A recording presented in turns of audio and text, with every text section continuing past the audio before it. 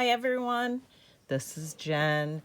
I am doing a quick little how-to video on a simple card yet elegant that I cased from Peggy No using the Ornate Garden Suite and the Honeybee stamp set combined together. So the base of the card is Whisper White thick, cut at 5.5 by 8.5, scored at 4 1/4. The next layer is Ornate Garden DSP, Designer Series paper, cut at 5 1/4 by 4. I used Tombow, or you could use snail to adhere it to the card base, which we'll go through making the card in a moment. Then the next layer is cut out using the Stitch So Sweetly dies, the largest one, this one, and those dies. This is the Stitch So Sweetly die set. That is also using DSP from the Ornate Garden Suite.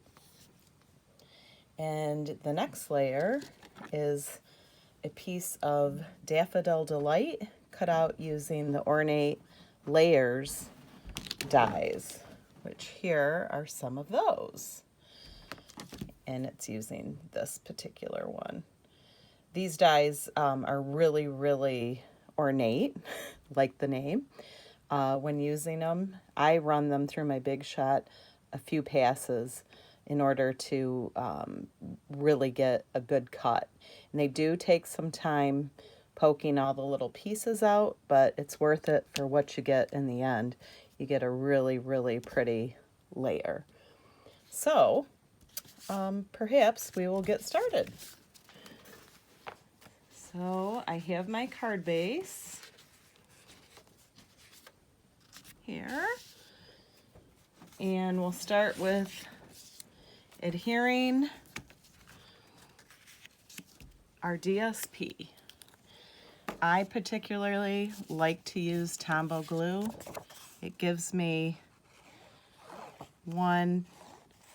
probably 2 to 4 seconds of movement.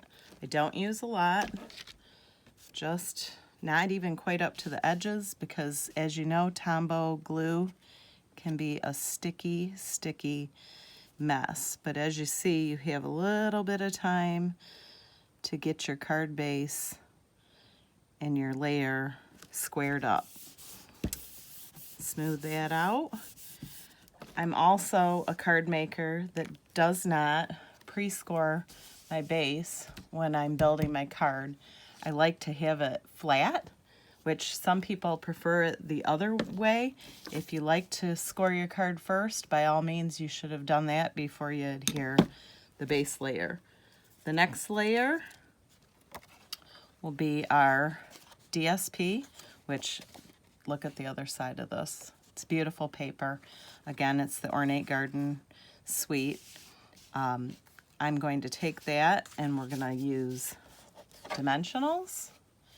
And I use quite a few dimensionals because if you are sending this card in the mail, you don't want it collapsing in the middle when it gets pressed through the mail equipment.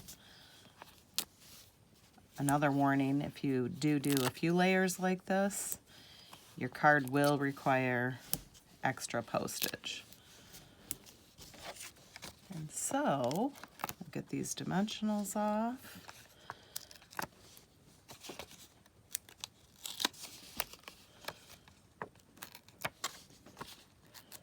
Takes me a second. Some people like to use their take your pick tool. I find I'm quicker just using my hands. And now to get it squared up without looking directly over my paper, I'm trying my best. I hope everyone's doing good today.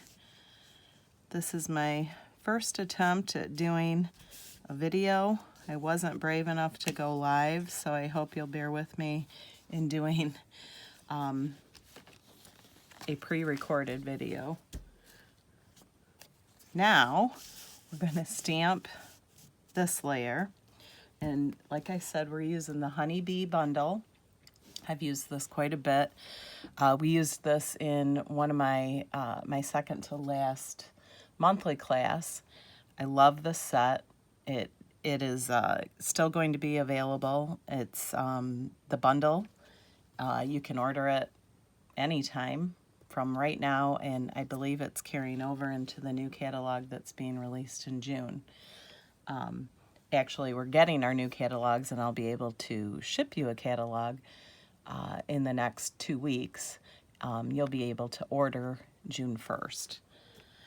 So I'll be showing you some other projects out of the new catalog, hopefully in the next coming weeks. So we're using terracotta tile as our ink color. We'll open this up. And we'll stamp up our bee.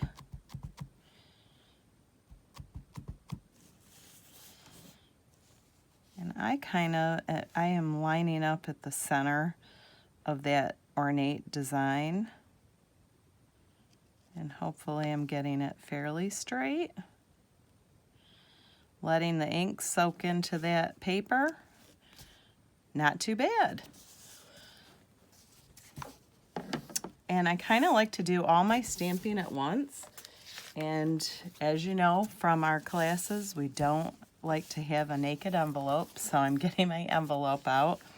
And I mounted the tiny bee, and we'll be putting him on the envelope, him or her. He's probably the worker and she's the queen. And I'm just going to put him in the lower left-hand corner. That stamped good. And I think I'm going to do one more on our back envelope flap. Maybe just directly facing up. Okay, so we have our envelope stamped. Now we'll bring back our card. I'm going to close up my ink because I am a classic person for dropping the card on an open ink pad and ruining it.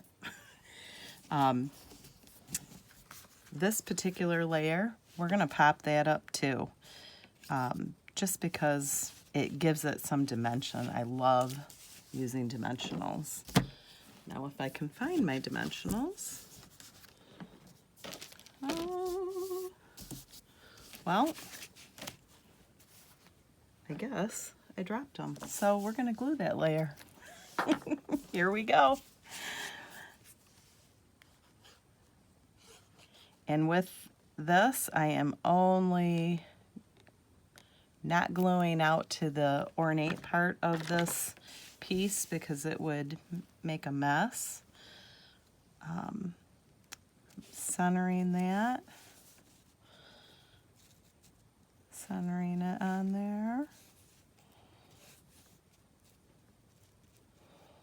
Now with this card, with one layer popped up, I should be able to mail this with one stamp. So there's one positive with that. And it still does look, I'll compare it to the finished card.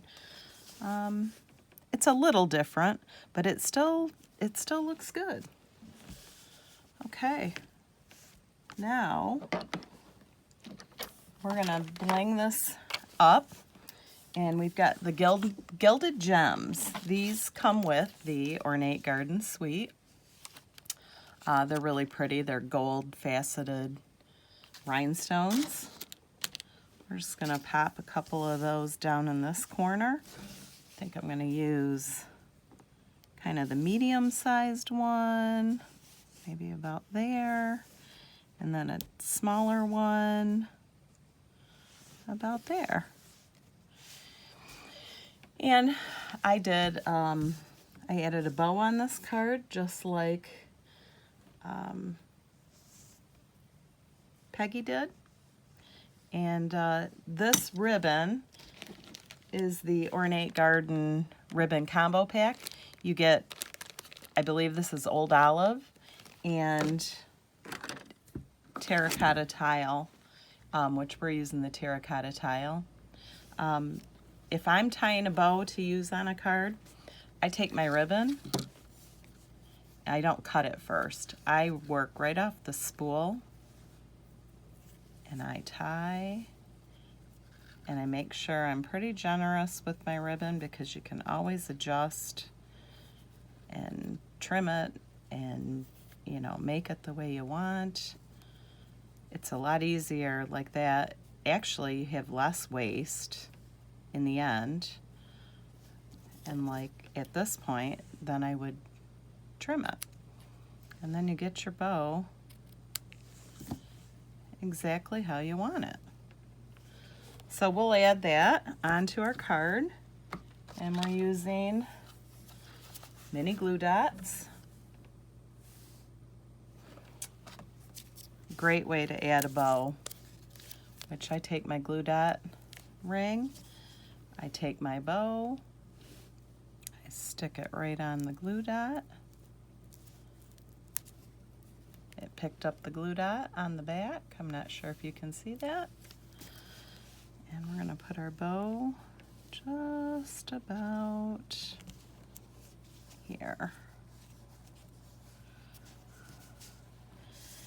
And I'm not putting a sentiment on the inside of this card because I want to be able to use it for a thank you or a just thinking of you, and I may add my sentiment later when I decide who I want to mail the card to. So this is me. I use my bone folder after I've built my card. It's just easier for me to build with the card flat. A lot of people do it first. And there's our card with our envelope. So I hope you liked my video today. It was a trial run. Hopefully I get a little smoother at this. And check me out on Facebook at jenstamps.stamp, or that actually is my blog. My Facebook is Jen Stamps, and I try to post daily, if not daily, a few times a week, and I hope to start adding some live videos in the near future. Thanks again for watching.